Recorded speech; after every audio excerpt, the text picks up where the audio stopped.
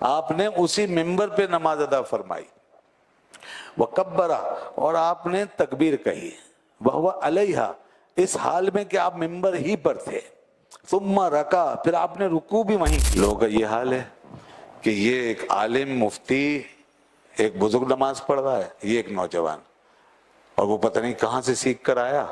وہ اپنی نماز پڑھ رہا ہے، اسے اتنی توفیق نہیں کہ وہ یہ دیکھ لے کہ یہ میرے برابر میں عالم ہے یا میرے آگے عالم امام نماز پڑھا رہا ہے، تو کیسے پڑھ رہا ہے؟ تو اگر مجبوری میں چلنا پایا جائے تو 1 اور 2 قدم اگر آدمی چلے تو نماز فاسد نہیں ہوتی،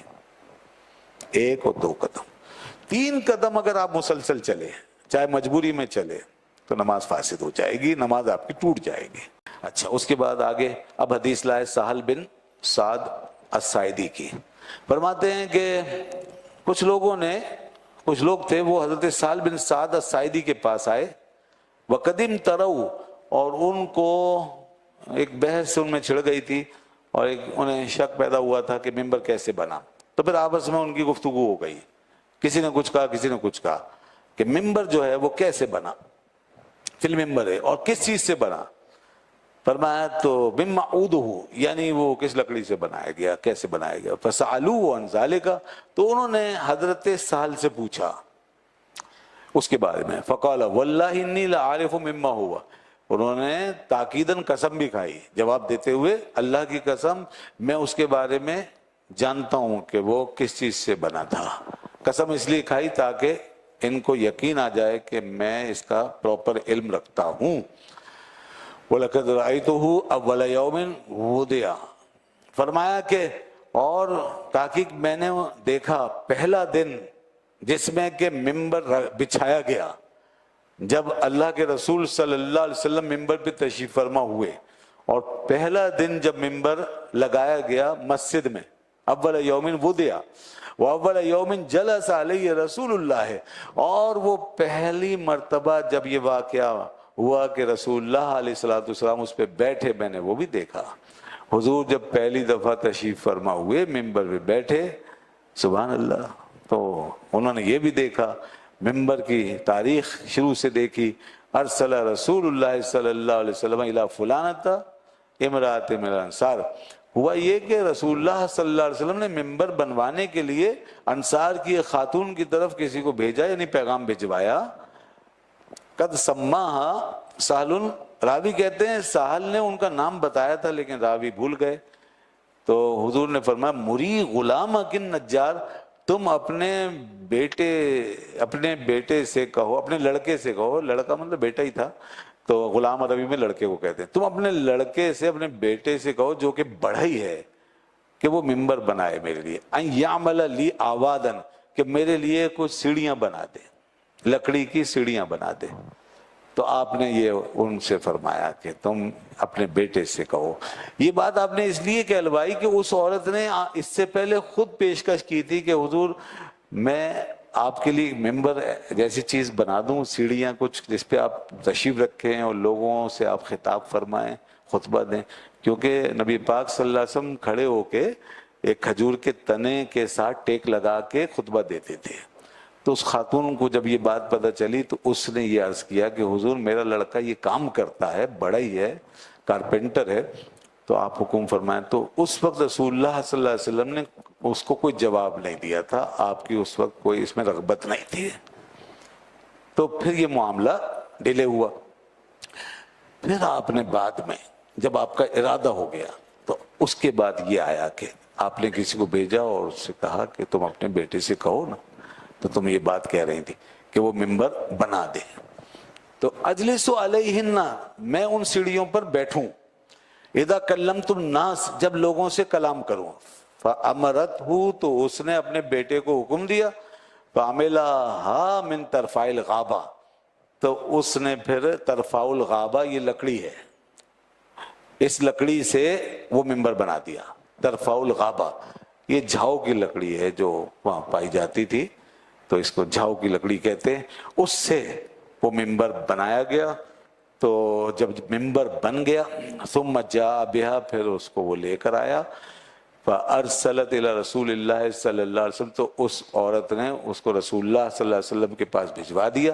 अमर बिहा, तो रसूलुल्लाह सल्लल्लाहु अलैहि वसल्लम ने हुक्म दिया उसका, वो दिया था होना, तो हजरत साल कहते हैं यहाँ ये रख दिया गया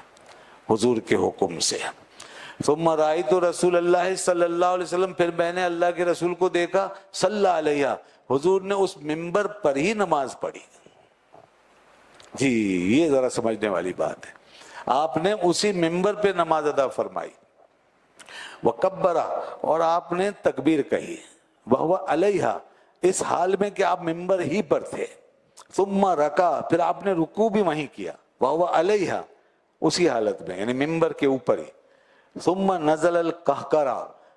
फिर जाहिर सजदा तो नहीं हो सकता, फिर आप उल्टे पैर पीछे की तरफ आ गए, फिर पीछे तशरीफ ले आए।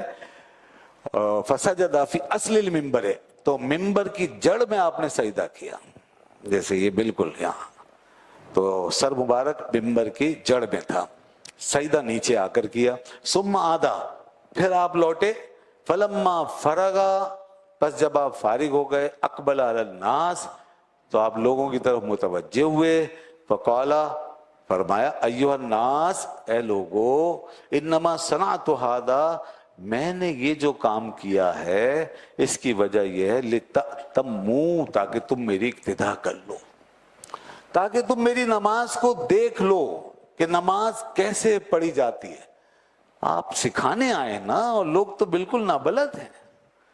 उन्हें तो पहली दफा मिली है ना ये सब चीजें, नमाज क्या है, रोजा क्या है, वो तो देख देख के सीखेंगे ना। और फिर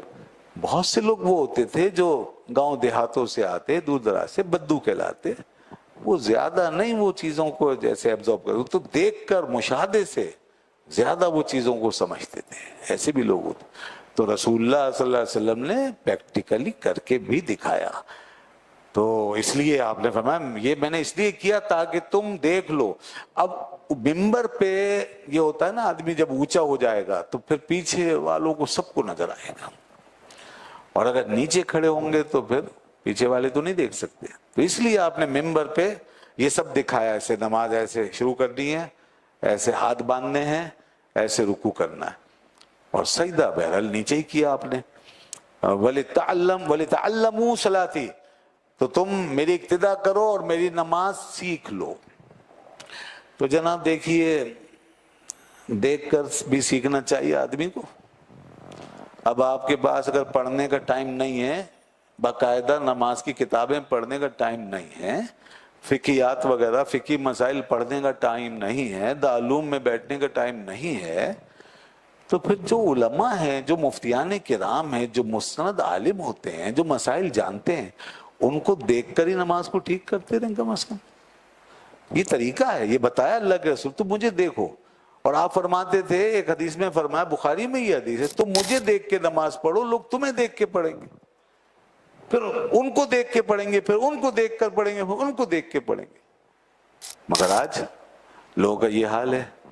कि ये एक आलिम मुफ्ती, एक बुजुर्ग नमाज पढ़ रहा है, ये एक नौजवान, और वो पता नहीं कहाँ से सीख कर आया, वो अपनी नमाज पढ़ रहा है, उसे इतनी तौफीक नहीं कि वो ये देख ले कि ये मेरे बराबर में आलिम है या मेरे आगे आलिम इमाम नमाज पढ़ रहा है, तो कैसे पढ़ रहा है। तो ये हाल है लोगों का इस वक्त, यानी कि सब वहां से शुरू कर दी कोने से, और देख रहे हैं कि कोई भी आलिम जानने वाला वो पीछे खड़ा होकर वहां से सब शुरू कर रहा है जहां से होने, मगर नहीं, वो जहां खड़े हैं भाई ठीक है हमारी अपनी नमाज। तो ऐसे लोगों का बनेगा क्या, ऐसे लोगों का बनेगा क्या, और क्या जवाब होगा बताइए, जिनके नजदीक दीन की ये अहमियत रहेगा ये कि हम जो चाहे करें, तो फिर ये सब इल्म और ये समझाना और ये हदीस का आना ये सब बेकार हो गया फिर तो हमारे लिए। इन लोगों ने अपने लिए सब बेकार कर लिया, तरीका है, प्रोसेस, ये चीजें। इसलिए बड़े अफसोस की बात है कि इतना भी एहसास नहीं रहा कि हम देख के कम से कम अपनी चीजों को ठीक कर लें कि कैसे पढ़ी जा रही है नमाज, क्या तरीका है। जो चीजें मोटी मोटी हैं वो कम से कम इस तरीके से ठीक हो सकती हैं, हाथ बांधने का तरीका, हाथ उठाने का तरीका, रुकू करने का तरीका, सजदे का तरीका, और फिर अल्लाह ताला अगर तौफीक दे तो थोड़ा सा मुंह खोल के आदमी कोई बात पूछनी है तो पूछ भी ले, बस जरा सी जुबान हिलानी है तो पूछ भी ले, تھوڑی شرم مٹا کے، تھوڑی جھجک مٹا کے بھائی ذرا بتا دیجئے، تو یہ اور اچھی بات ہے، سبحان اللہ۔ اور اگر تھوڑی اور ہمت اللہ تعالیٰ دے تو تھوڑا سا ٹائم نکال کے باقاعدہ کوئی مسئلے سیکھ بھی لیجئے، اور توفیق ملے تو ایک کتاب بھی لے لیجئے وہی۔ مگر سوال وہی ہے کہ کسے ملتی ہے توفیق، یہ تو پھر اللہ جانتا ہے اور ہم جانتے ہیں جو دیکھتے ہیں۔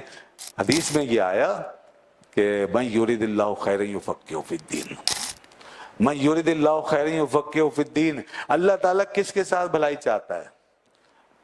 ہمارا اگر باہر کاروبار اچھا ہو جائے تو ہم کہتے ہیں ہمارے ساتھ بھلائی چاہ رہا ہے، ہمیں کوئی سیٹ اور کوئی مقام کوئی عہدہ مل جائے کہتے ہیں یہ بھلائی ہے۔ اللہ کے رسول نے فرمایا اللہ تعالیٰ اس کے ساتھ بھلائی چاہتا ہے جس کو دین کی سمجھ دیتا ہے۔ یہی نماز سمجھا دے اللہ، کسی کو روزہ سمجھا دے، دین سمجھا دے، اور یہ جس کو توفیق مل جائے اور وہ اس طرح سیکھتا رہے، تو ماشاءاللہ آپ یقیناً اس لحاظ سے خوش نصیب ہیں کہ آپ بیٹھے ہیں، سیکھ رہے ہیں، سمجھ رہے ہیں، یہاں سے ایک شعور پیدا ہو رہا ہے، خوش نصیب ہیں۔ اور اللہ تعالیٰ کی طرف سے یہ آپ کے لیے بھلائی کا ارادہ ہے، یہ بھلائی کا ارادہ ہے۔ اچھا، اب یہاں پہ ایک دو باتیں اس مضمون کے حوالے سے کہ یہاں پر جو آیا ہے ممبر پہ نماز پڑھنے کے بارے میں، اب یہ سمجھ لیجئے کہ اللہ کے رسول صلی اللہ علیہ وسلم نے نماز سکھانے کے لیے کیا، نئے نئے لوگ جو آ رہے تھے ان کو، مگر یہ عمل بعد میں کسی نے بھی نہیں کیا۔ ممبر پہ نماز کسی نے بھی نہ شروع کی نہ پڑھی، یہ یاد رکھیے، نہ حضرت ابوبکر صدیق نے، نہ حضرت عمر فاروق اعظم نے کہ بھائی اللہ کے رسول نے ایسے سکھائی تھی تو ہم بھی سکھائیں، نہیں۔ جب ایسی صورتحال پائی جائے تو اس میں یہ اشارہ ہوتا ہے کہ یہ اللہ کے رسول کے ساتھ خاص تھا، یہ عمل، اس طرح سکھانے کا عمل یہ آپ کے ساتھ خاص تھا، اس لیے آپ نے ایسا کر کے دکھایا ہے۔ ایک تو یہ بات ہو گئی۔ دوسری بات یہاں پر یہ کہ اس میں کچھ مسائل آ گئے، نماز میں چلنا۔ جب آپ نے سجدے کا ارادہ فرمایا تو آپ اترے اور پیچھے ہٹے، یہ چلنا ہو گیا تھوڑا سا۔ تو اس سے یہ پتہ چلا کہ نماز میں معمولی طور پہ اگر چلنا پایا جائے، مجبوری میں ہی ہوگا نا، ظاہر ہے، ویسے تو نہیں ہوگا بلا وجہ، تو اگر مجبوری میں چلنا پایا جائے تو 1 اور 2 قدم اگر آدمی چلے تو نماز فاسد نہیں ہوتی، 1 اور 2 قدم۔ 3 قدم اگر آپ مسلسل چلے، چاہے مجبوری میں چلے، تو نماز فاسد ہو جائے گی، نماز آپ کی ٹوٹ جائے گی۔ تو اب یہ مسئلہ سمجھ لیجئے، جیسے اگلی صف میں جگہ خالی ہو گئی اور آپ پیچھے ہیں، تو 1 قدم آگے بڑھا کے آگے آ جائیں، کوئی مسئلہ نہیں۔ اسی طریقے سے اگر امام کے ساتھ مقتدی ایک کھڑا ہوا ہے، کہیں بھی سفر میں اکثر ایسے مسئلے پیش آتے ہیں، اور آپ بھی گئے، اب آپ کو بھی اس جماعت میں شریک ہونا ہے، کیونکہ ایک مقتدی امام کے ساتھ کھڑا ہوتا ہے، تو آپ اس کو ایسے پیچھے ٹچ کر دیں۔ اگر پیچھے جگہ ہے تو مقتدی کو پیچھے، اور پیچھے جگہ نہیں ہے، امام کے لیے آگے بڑھنے کی جگہ ہے، تو امام صاحب کو ٹچ کر دیں، وہ آگے بڑھ جائیں گے۔ دونوں صورتیں ہو سکتی ہیں، سمجھ میں آ گیا نا مسئلہ؟ تو 1 قدم یا امام آگے بڑھ جائے یا وہ مقتدی پیچھے آ جائے، اور اس طرح آپ اس کے ساتھ کھڑے ہو جائیں، آپ جماعت میں شریک ہو جائیں گے۔ تو یہ چلنا ہوا، اس طرح کا چلنا جو ہے وہ جائز ہے، اور اس سے نماز نہیں ٹوٹتی۔ 1 قدم اور 2 قدم، 3 قدم چلنے سے نماز ٹوٹ جاتی ہے۔ وآخر دعوانا الحمدللہ رب العالمین۔